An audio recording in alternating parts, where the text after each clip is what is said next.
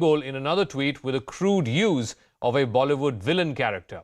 And also, West Bengal Chief Minister Mamata Banerjee put a before and after tweet accusing the BJP of saffronizing the new parliament. The BJP has hit back at all these parties, accusing them of insulting Indian culture, while the whole world is looking to India on the global stage, with the new parliament being a major milestone. Are these petty barbs only going to malign a new and rising India's image? So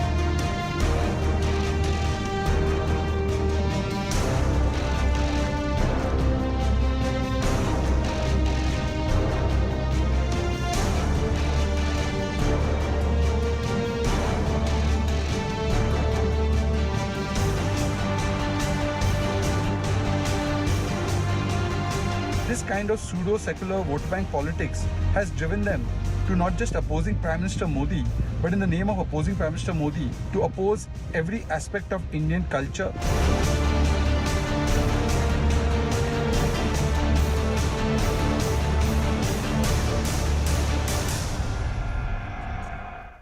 all right, on the talking point this evening, Aparajita Sarangi, Lok Sabha Member of Parliament, National Spokesperson of the BJP, Sarika Paswan is spokesperson of the RJD, JP Majumdar, State Vice President and spokesperson of the Trinamool Congress, and Anand Nilagantan, author and historian, will be joining us. Aparajita Sarangi, you've seen what the various opposition parties have tweeted out, have reacted. I won't get into the low barbs just yet. We're waiting for the RJD spokesperson. But what about what the TMC Supremo put out saying, look at the picture of the Parliament inauguration that happened in 1927 and the first members of the Constituent Assembly in 1947, and then compared that to the seers of the Adinam who were there yesterday when the new Parliament building inauguration happened. This is the tweet by the Bengal Chief Minister. A very good evening. The people who oppose the new Parliament are the same set of people who had opposed the coming up of Central Vista, the coming of light-speed trains, the coming up of upgraded government offices and the installation of Netaji Subhas Bose statue on the Kartavya Path. So I think these people are not comfortable with whatever good work that Prime Minister Modi and this entire team does.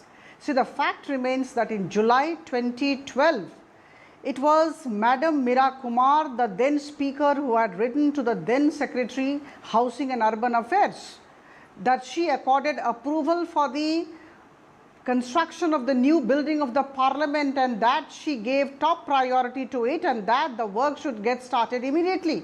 But imagine 2012 and 2020, 10th December 2020, the foundation stone is laid down by Honorable Prime Minister, and in not more than 2.5 years, the beautiful, magnificent building of Parliament comes up. So I think the endeavour of the government of Prime Minister Modi needs to be complimented, applauded. So at this juncture, all these people who get into criticism can only be kind of, sympathized with. They do because they want to do this. They will criticize because that is how, they are scared of the soaring popularity of Honorable Prime Minister. See. Okay, so let me ask JP Majumdar, isn't it distasteful, Mr. Majumdar, that you have a new Parliament building? It's not just for the ruling party or the Treasury benches, it's for everyone, it's for the opposition included. And the Chief Minister of Bengal tweets out, oh, look at the people who were there in 1947 after independence, and look at the people who are there in this new Parliament building. Mr. Majumdar. No, there are some basic questions. It's not a question that Meera Kumar has decided to build or she has opined something. It's not the question. BJP spokesperson and BJP people are shifting the goalpost every time the discussion comes to the fore. The point is, It is a reactive position of opposition parties to boycott the ceremony. The first event is created by the Prime Minister and the BJP party by boycotting the President from the Parliament inauguration. It was built by the money of the taxpayer. Nothing great about BJP spending money. It's a money of taxpayer. So what is great about it? The question is, the Parliament definition as per the Constitution. There is nothing called PM or Prime Minister.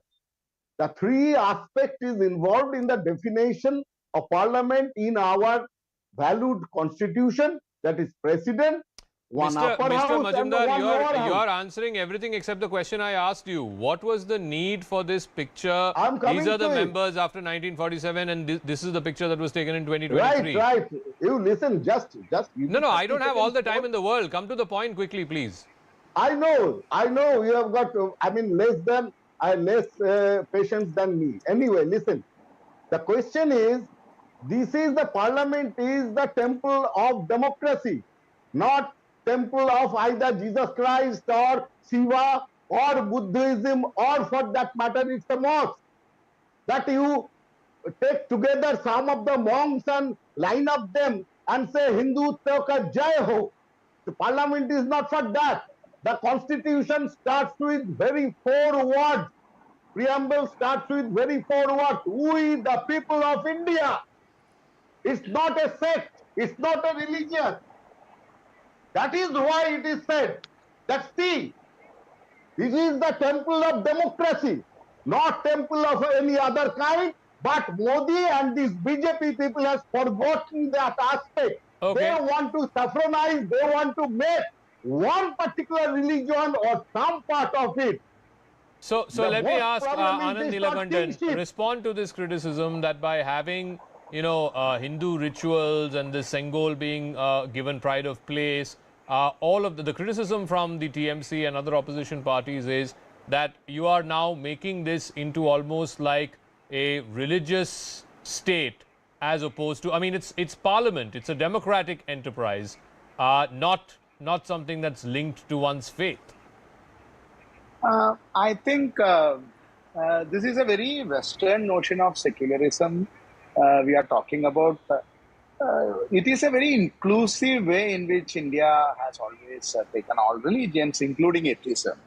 So there was an all-prayer meeting there, isn't it? There was an all-prayer meeting there, and all religions were respected. And these are all the cultural aspects of the country. You cannot desist away from the culture. You cannot move away from the culture and say that no, everything will keep. It's a very religious country. Personally, people could be atheists, people could believe in any religion, but it is all inclusive about even see the Republic Day parade, not just what is happening now. It was right from the beginning of the Republic Day parades. We were showing all aspects of our country, the entire diversity, and it had a lot of religious themes in that, isn't it? Even now it always had religious themes. So no. What they're arguing is that yesterday's ceremony had an overt, there were havans and puja and the Sengol and the adinams. Yes, there was a multi-prayer, multi-faith prayer that happened, but then everything else, what should be a constitutional function for Parliament, for elected representatives, the will of the people as it were, became a quasi-religious function. It always is, any part of the world, wherever these things happen, American president takes oath on a Bible, right? It's for namesake, it's a secular country. It's a secular country. Perhaps they are more secular in their approach than many other countries in the world. But yet it is that. Recently, Rishi Sunak, who is a practicing Hindu, in the coronation of their king, was reading from the things of Bible. Because it is a tradition, it is a culture of the country. It has to do with what has connecting with your heritage and the past. And there is nothing overtly or covertly religious about it. This is what most of the people in the country identify with. It is not against any belief or other things. And that's why there was, I think, an all-inclusive prayer. Okay, Sarika Paswan of the RJD, at a time when all of us as Indians should... One second, Mr. Majumdar. Sarika Paswan, when we should all come together as one country and be proud of the fact that there is, in record time, a new parliament building has been constructed. You have put out yesterday this absolutely distasteful tweet comparing the design to a coffin. I mean, this is the birth or the rebirth of a great nation, a beginning of a new chapter, and you're comparing that to death. Today, you are comparing the Prime Minister holding the Sengol to Mogambo holding a rod. I mean, come on, you got to rise above these things. This is distasteful. It's below the belt. Thank you जाका। आपने कहा कि rebirth और जो नई संसद भवन का जो इनोवेशन हुआ कल, तो रीबर्थ था वो, लेकिन जो विजुअल्स हमने देखे वो बिल्कुल क्लियर था। संसद जो होता है is known as a temple of democracy, लेकिन कल वहाँ कोई लोकतंत्र नहीं, मुझे लगा कि राजतंत्र, एक राज्याभिषेक हो रही है किसी की, एक डिक्टेटरशिप जो भारतीय जनता पार्टी देश में लागू करना चाहती है, उसकी तस्वीर कल दिखी। और वो वाकई में मुझे लगता है कि भारत के लिए, भारत जो कि एक सेकुलर कंट्री के रूप में जाना जाता है, जहां हर धर्म हर जाति के लोग रहते हैं, तो ये कल जो दिखाई दी तस्वीर वो वाकई में विचलित करने वाली थी, क्योंकि भारतीय जनता पार्टी ने हमेशा से अपने एजेंडे में रखा है कि देश को हिंदुत्व की ओर मोड़ करके ले जाना। और हमें लगता है कि भारतीय जनता पार्टी देश में वापस से मनुस्मृति को लाना चाहती है, उस जो वर्ण व्यवस्था को वापस लाना चाहती है, जबकि संविधान में ऑलरेडी मेंशन है 79 आर्टिकल में कि संसद के साथ 3 महत्वपूर्ण, यानी राष्ट्रपति, संसद भवन के लोकसभा एंड राज्यसभा, वहां कहीं भी प्राइम मिनिस्टर का कोई जिक्र नहीं है। बावजूद इसके उस पूरे फंक्शन, उस पूरे सेरेमनी से हमारे जो महामहिम द्रौपदी मुर्मू, जो देश की प्रेसिडेंट है, उनको इनविटेशन तक नहीं दिया गया। और सारे सारिका जी, आपने देखा होगा उनका मैसेज था जो पढ़ाया गया वहां पे। उनके मैसेज में उन्होंने ये भी कहा कि she is very happy that the prime minister is the right person to do the inauguration. इसके बावजूद आप फिर भी कहेंगे कि उनको ना बुलाना या उनको इनॉग्रेशन ना करवाना वो अभी भी इश्यू है। आपने उनका मैसेज सुना होगा कल। जाका, आपको लग रहा है कि सिर्फ ये कह देना कि द्रौपदी मुर्मू जी ने ये मैसेज दिया है कि she is happy with all the rituals जो भी हो रहा है संसद में, if she is not participating in all that things, नहीं, ये मुझे नहीं लगता कि एक्सेप्टेबल है। और किसी के द्वारा नहीं, एटलीस्ट हमें समझ में आ रही है कि ये इस तरह की अगर आपने फंक्शन की थी, और खास करके संसद भवन से, तो वहां पे हमारी प्रेसिडेंट का होना बहुत जरूरी था। और अगर वो लाते तो मुझे लगता है कि आज हम सब बैठ करके डिबेट नहीं कर रहे होते, आज हम इसे चेरिश कर रहे होते, सेलिब्रेट कर रहे होते। नया संसद भवन जरूर है। Aparajita Sarangi, not just Sarika Paswan, I think the Congress party also tweeted this. What they are saying that what happened yesterday was less inauguration of a new parliament building. It was more like a coronation ceremony. It was a Rajyabhishek is the word that was used. See, these critics chose to see what they wanted to see. Isn't it a matter of pride for every Indian of this country that in line with the spirit of Atmanirbhar Bharat, we were able to construct a magnificent building? An architect from the country was able to kind of design and ensure that the design was translated into reality. I think this is a matter of pride for all of us, I reiterate.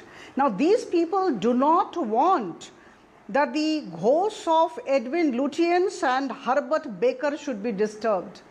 You know, I mean, that something historic happened yesterday. And all these people came with different kinds of cartoons, different kinds of statements, and in the process they have belittled themselves.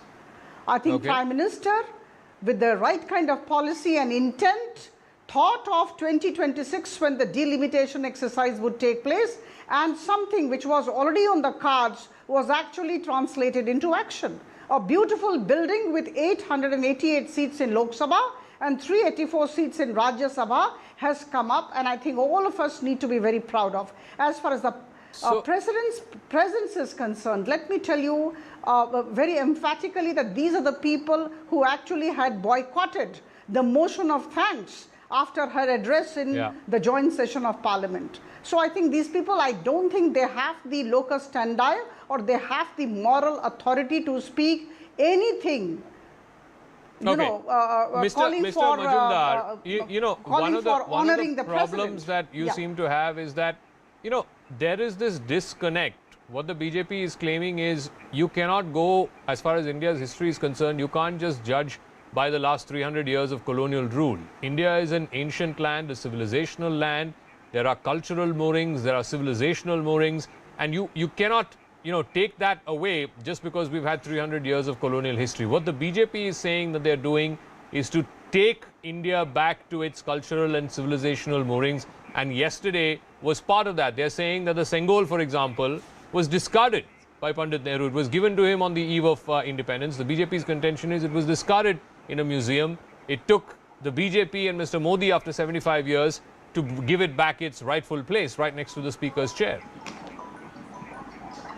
Mr. Jacob, you are saying colonial hangover.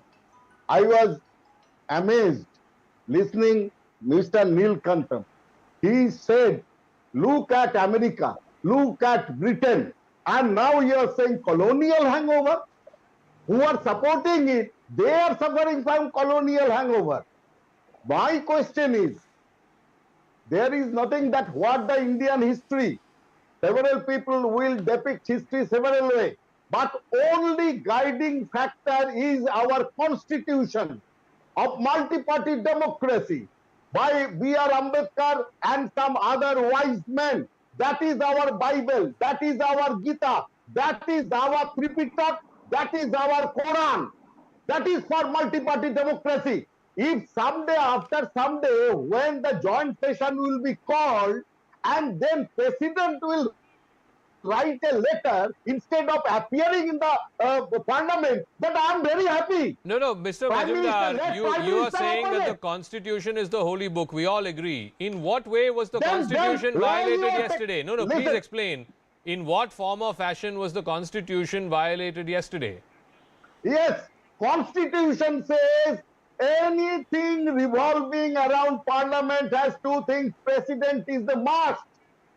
President's name is written in the Constitution of Prime Minister. Where does it say the only powers given to the President are to call for a joint session of the Parliament? Yesterday was not a joint session of the Parliament. It was the inauguration of a Parliament building. Parliament definition. Mr. Jacob, kindly go through the definition of Parliament in Indian Constitution. Sir, if you don't agree, I know, the people watching this broadcast know, Parliament is the ultimate abode which represents the will of the people through its elected representatives. What is the section of Parliament where it is, how it is written in the Constitution? Don't misinform the I'm sorry. I don't think anywhere. I don't think anywhere it is mentioned that the power of the people is not vested. The power of the people is not vested in the president. I'm sorry. No, I disagree. At least you're confusing viewers. You are factually wrong, Mr. Majumdar. I'm sorry. Let me bring in Anand Neelakantan. Anand, quieten down. You don't need to shout at me. Okay, relax. Anand Neelakantan. But the point that Mr. Majumdar made is that on the one hand, the BJP and historians like yourself have a problem with this colonial hangover and colonial version of history. But at the same time, all the examples you gave, United States, Britain, etc., that's also quoting colonial powers only. I was not saying that all the rituals we conducted, we decided to do that. The inauguration, we decided to do that because America is doing it. I'm saying this is every country has its roots in its own civilization and tradition. We have a 5,000, 6,000, 7,000 years history, a very inclusive history of different cultures. It's a cluster of civilization. We have used the lion capital. We have used the Ashoka Chakra, Dharma Chakra. These were also religious symbols, isn't it? These are all the symbols of Buddhism. When we accepted the Constitution, all these wise men, our founding fathers, they decided to use that, and we accepted it. Why? Because this is not a negation of religion. This is not a negation of tradition. Similarly, this is also a part of the tradition, inclusiveness of the other parts of the country. So far, the history which has been narrated, the history which has been told, have been either told from the colonial point of view and especially from the Delhi-centric point of view. It is time that the other part of the country, like the south of the country, east of the country, are getting its own prominence, and we are happy that this is happening now. Why should there be a grudge on it? And if Okay. I can understand that people Sarika may Paswan, have difference of opinion, that is the beauty final of the word. democracy. If You there is know, a difference what of Mr. opinion, Neelakantan is saying that, Ashok Chakra was used. That had a Buddhist connotation to it. The 4 lions from Sarnath, again, has a Buddhist connotation to it. So if that was acceptable when the constitution was adopted, when India became independent, why were yesterday's rituals not acceptable to you? जो rituals में हमें उससे problem नहीं है, लेकिन बस एक प्रश्न है जो मुझे लगता है भारतीय जनता पार्टी की हमारी यहाँ मैडम है, मैं उनसे भी पूछना चाहती हूँ कि अगर हमारे आदिवासी समाज से आने वाली महामहिम प्रेसिडेंट को अगर बुलाया जाता तो मैम कहाँ प्रॉब्लम थी और कहाँ दिक्कत आ रही थी? जब हर मठ के वहाँ तरह-तरह के मठों से मुझे लगता है कि पूरे इंडिया के कोने-कोने से लोग वहाँ पे मठाधीशों को बुलाया गया, तो फिर हमारे प्रेसिडेंट को क्यों नहीं इनवाइट किया गया?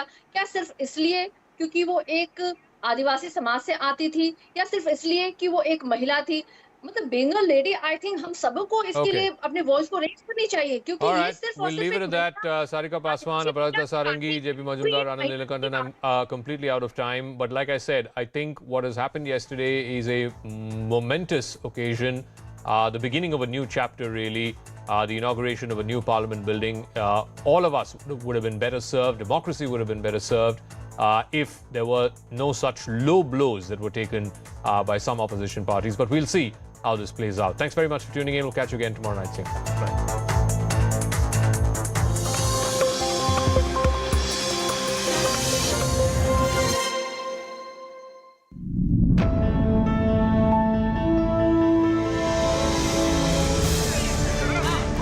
The Congress has taken huge lead. Just compare this to 2018. This is 2023 right now. 2018, look at the sea of saffron here. It was BJP 34 out of 56. The Congress only 19.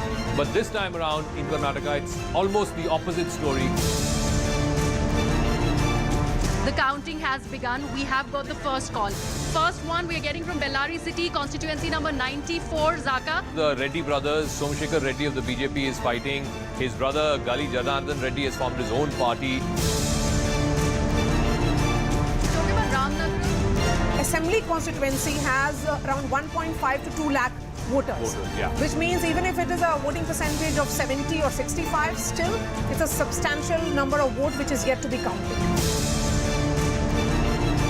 Look at some of these rebels, some of them are winning.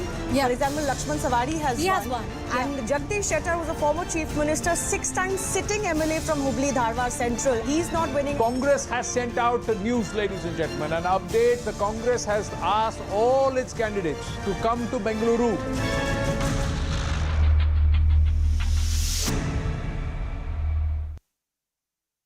There in Manipur are still not much in favor of any kind of a political leader being there, because you see in the last 1 week itself, 4 attacks have happened on political leaders. And yesterday, one person was also injured. And along with that, we can see that yesterday Chief Minister Biren Singh made a huge revelation where he stated that there are militants who are working with arms, and almost 33 militants have been killed in retaliation by the armed forces. He has stated that the state is very much concerned about the peace and security of the state, but yes, some militants who are working on behalf of certain communities are coming in, and then they are trying to create disturbance in the state, due to which the reports of violence are coming in every day from the violence state of Manipur. Preeti, how many civilian casualties have been reported so far? So far, as per official reports, there are over 70 people who have lost their lives, and also it was stated yesterday that 33 militants have been killed in retaliation by the armed forces in Manipur. So what led to this violence in the state? What was the cause of these groups clashing with each other? Actually, the main, whatever we can see on the surface is about the reservation, about the ST status being claimed by the Maitris in the state, on which the Cookies earlier, actually, how it started was the Cookies started protesting against the SC status to be given to the Meiteis for certain reasons that both the communities cited. But later on, a lot of forces, outward forces came in, and then the violence also spread into the state, around the state. It started in particularly when the first incident of violence started. It was in Surachandpur and the areas adjacent to it, where the Kukis and the Meiteis are inhabiting. But the point is that later on, quite a few outward forces started acting on it, and the violence spread like anything. And it's been like 1 month now that the internet is suspended in the state of Manipur. It will be extended until 31st May. But we can see a lot of Manipuri people actually being very much active on internet. So how they are acting, are there forces outside the state who are trying to spread a propaganda for our communities or for both the communities, are still will have to be made out. But we can see that this is until 31st of May, internet is banned in the state. It's been almost a month there of internet ban in the state, of these kind of violence coming in from the state. So many thousands of people have lost their lives. Right. Over 70 people have lost their lives. All right, Preeti, thank you for giving us all those details. We'll keep tracking this story for more updates. As the tensions continue in the northeastern state of Manipur, Chief Minister N. Biren Singh has appealed to the people to maintain calm in the state. Chief Minister further added that over 40 armed Kukis have been gunned down by the security forces in the state. Meanwhile, the army and Assam Rifles are deployed in sensitive areas, and the internet services will be remaining shut till May 31st.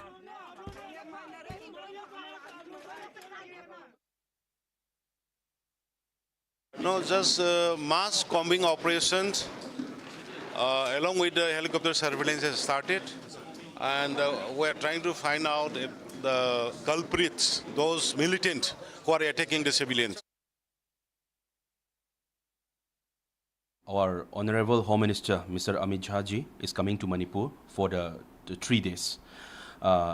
So we request and appeal to him to take the necessary steps and action as early as possible in his journey, because this is not a time to negotiate and it is not a time to talk about the peace, because if this action is not taken to the earliest, the Manipur will vanish. CNN News 18's Preeti is joining us on this story. Preeti, can you tell us what is the current situation in the state of Manipur?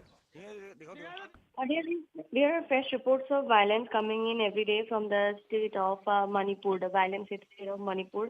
And even yesterday also we could see that MLA K. Raghumani's house was attacked by an unruly mob, where one person was also injured by a bullet. So you see, every day there are also this kind of incidents. This was the 4th instance that came in 1 week of attacks happening on political leaders. So today the Union Home Minister Amit Shah also had to visit Manipur. They are expecting him today, but because the situations there in Manipur are still not much in favor of any kind of a political leader being there, because you see in the last 1 week itself, 4 attacks have happened on political leaders. And yesterday, one person was also injured.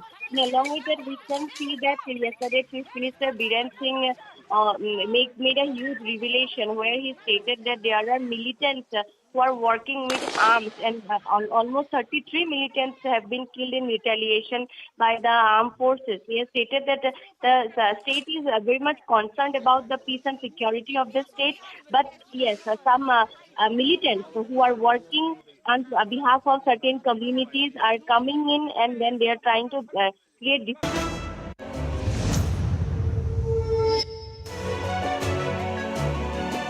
Namaskar, you're watching Vantage. I'm Akanksha Swarup.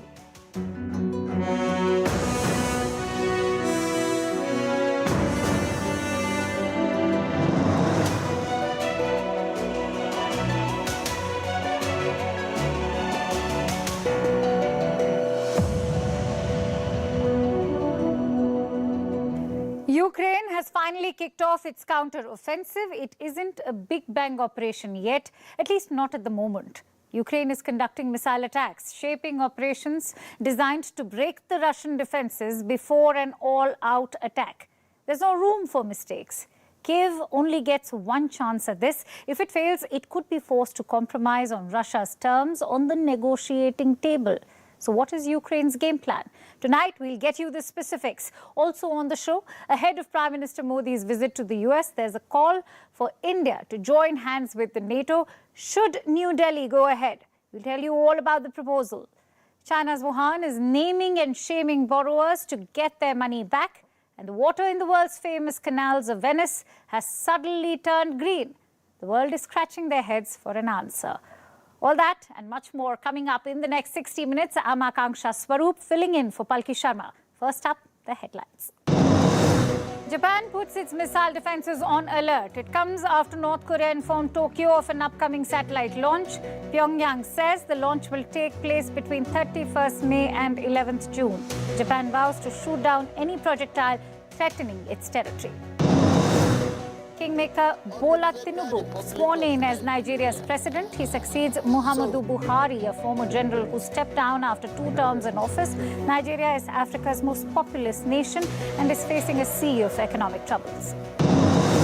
It's election season all around. Spanish Prime Minister calls for snap elections. Prime Minister Pedro Sanchez says the surprise elections will be held on July 23rd. The move comes after his party suffered major setback in local and regional polls.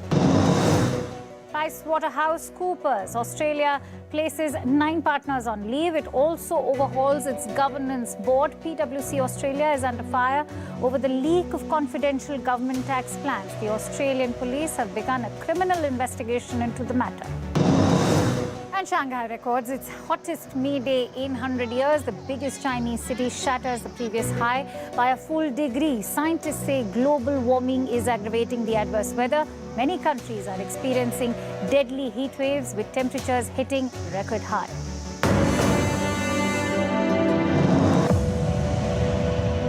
It has begun. Ukraine's much-awaited counter-offensive is underway. Kiev made the announcement in a rather dramatic fashion. Україна, рідна земля мати. Господь, Отець наш Небесний. Благословіть. Благословіть! Я йду знищувати! Ворогів землі рідної! Ви своїх братів! Благословіть моїх посадок! Нехай рука моя буде твердою, щоб вбивати ворогів. Нехай око моє буде ясним, щоб вбивати ворогів. Нехай зброя моя буде справною, щоб вбивати ворогів. Нехай воля моя буде сталь, щоб вбивати ворогів. Україно, рідна земля мати. Господь, Отець наш Небесний, благословіть наш рішучий наступ. Yes, a Hollywood-styled video to announce the counter-offensive. But Ukraine is going to need more than that. This is perhaps Zelensky's last chance. The war in Ukraine began 15 months ago. So far, Russia has dictated the pace of this conflict. Kiev is trying to turn the tables. It wants to gain an upper hand and push Russia into submission. That's the objective of Ukraine's counter-offensive. Kiev has spent months preparing for this. The expectations are high. So what are Ukraine's plans? Tonight, we'll tell you. We begin with what's happening on the ground. Ukraine says preliminary operations are underway. There is a spike in missile attacks by Ukraine. Where? Inside Russian-occupied territories. Those areas that Ukraine calls its own. Ukraine is hitting Russian military positions there. An advisor to Zelensky has spoken out. He says, and I quote, "It's a complicated process, which is not a matter of one day or a certain date or a certain hour. It's an ongoing process of deoccupation, and certain processes are already happening, like destroying supply lines or blowing up depots behind the lines.